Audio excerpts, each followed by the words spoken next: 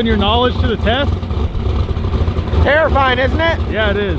Completely fresh tune-up. I learned a lot from Devin up there, and my VE table was trash. It's not trash anymore. No, all right, I'm not gonna lie. Devin pretty much told me what to do, but he told me why to do it. He's like, this is the first 2 hours of my class. Why haven't you taken it? And I'm like,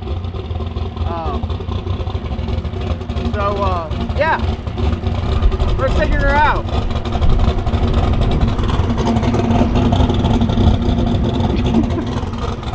How's it rev?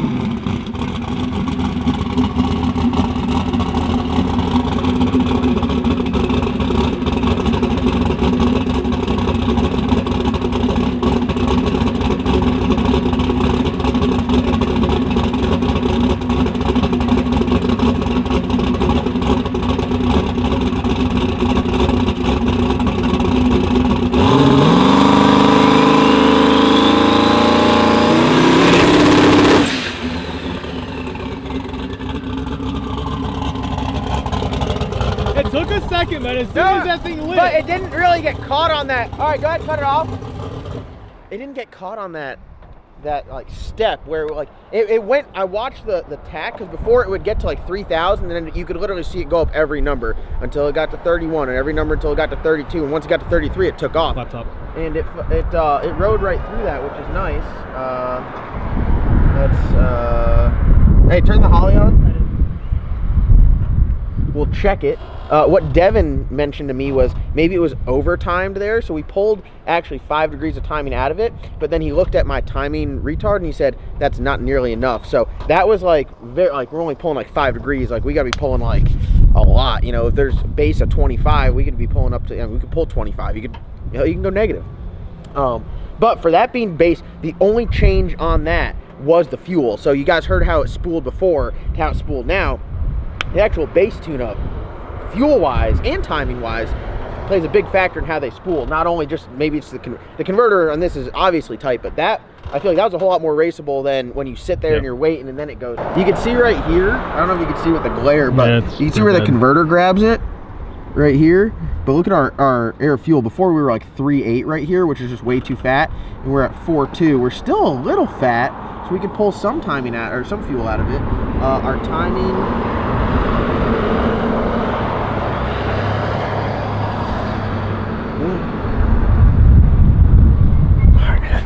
Get a hold of this thing right here. Oh gosh, this is where it gets dangerous. Is it though? No. Yes, it is. Yes, it is. Yes, it is. It is. See, most people go to Devin's class. I just show up to his house and I'm like, teach me. But really.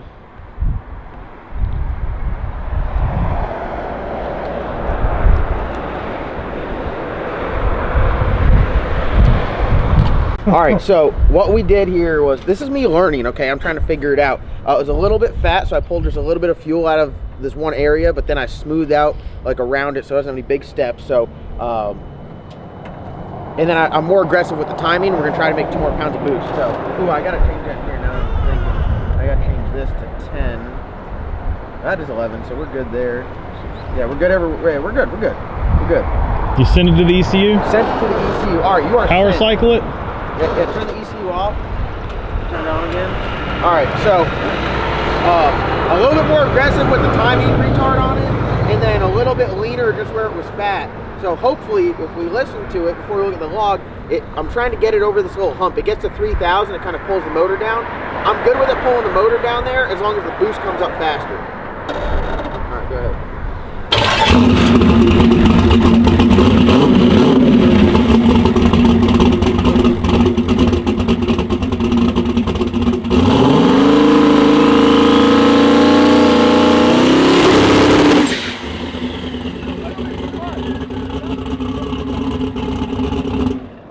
Tool truck talking? Yeah.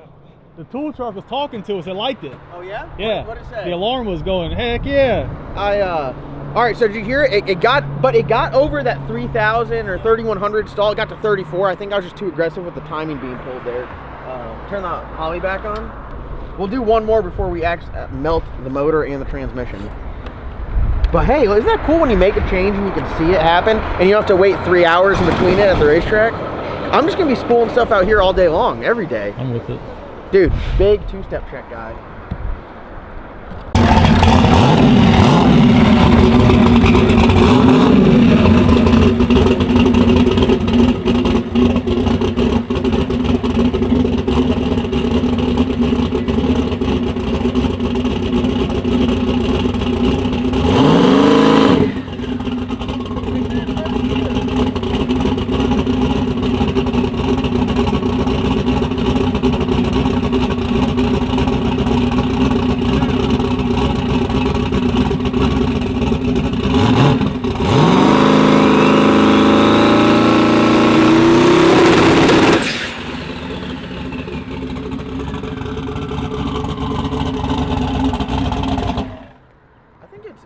The turbo's coming up. It's just got that one little stall in RPM. Yeah. I actually, when I leaned it out too much, so I put some fuel back in it.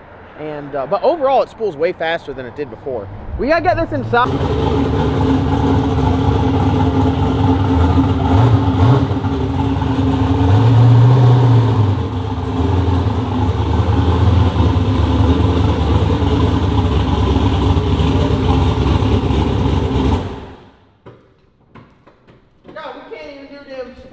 In the parking lot without it raining.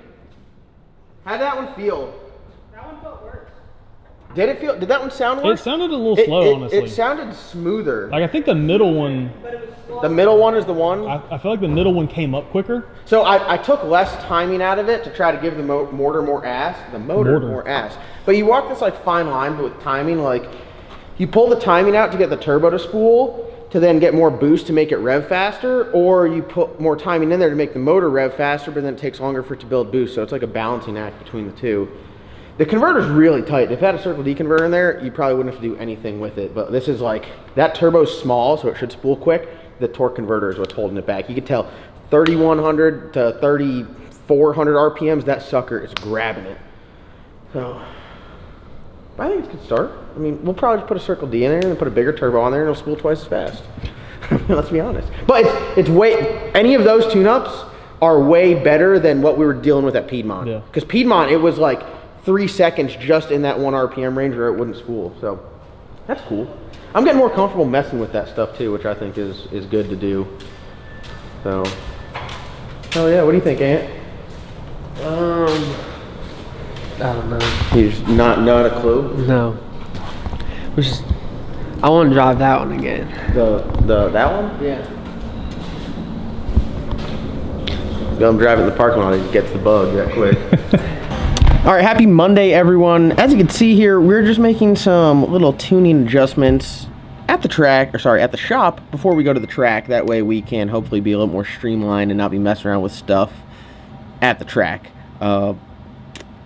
Getting into a little bit more, like, I wouldn't say advanced, it's just part of tuning a drag car. A lot of people, I think, really neglect the, like, spool up and the burnout and how the car, like, drives and everything like that. So we're trying to get all that stuff ironed out here. This car here is like my trainer. This is where I'm able to go in there and mess with stuff, and it's not making a whole lot of power. It's not a super expensive combo. It's pretty basic, but it's still methanol, Holley EFI, billet atomizer, injector, very, very similar to all the other race cars that we have. So I rather like be doing that to this Mustang here, which I think we're gonna call Dale, keep with like the King of the Hill vibe. I'd rather be making these adjustments on this car than like on Slick Rick or the Black Sheep. Like you get cars like the Black Sheep where they've been ironed out for years, and they're easy to race because you know you're not going to have like anything goofy going on with the spool up or anything like that. So it's very nice. Devin was extremely helpful. He took some time out when we were up there to get Slick Rick wired, and he looked at the tune and he's like, hey, the converter's obviously very tight, but you might be not helping the situation by having it, you know, so fat right here, like lean it out a little bit. And then you guys see I go on the computer, and my issue is I just like to make big changes, and like I lean it out way too much. And you could tell, it's like if you really pay attention, look at the data log, you really try to absorb all the information, like from the tune-up that Devin put in there. Devin pretty much recommended, he's like, hey, try this, to then when I went in there, I pulled too much fuel out of it, it actually took longer to spool. So stuff like that, it's really cool to be able to see it. And I feel like if anyone is going to be racing, they need to be independent, know how to do things themselves, and yeah, that's just how I feel about it. So that's why I'm trying to learn more. A car like this, starting from scratch, it's very good. It gives you a better understanding too. So now, if I'm out there with one of the other cars and something starts acting up, you know, you're more familiar, you're more comfortable, and you're able to go and make those changes. So I've been having a blast modifying all this stuff and messing around with it, and just getting to know the Holley better, because before all I would do is like the launch RPM and the ramp and the time and retard, where it's gotten a little bit more advanced when you start getting to the actual base timing and the base fuel and stuff like that. So that's going to wrap up today's video. Thank you guys so much for watching. We'll see you guys in, maybe I'll do daily uploads this week. Maybe I'll see you tomorrow.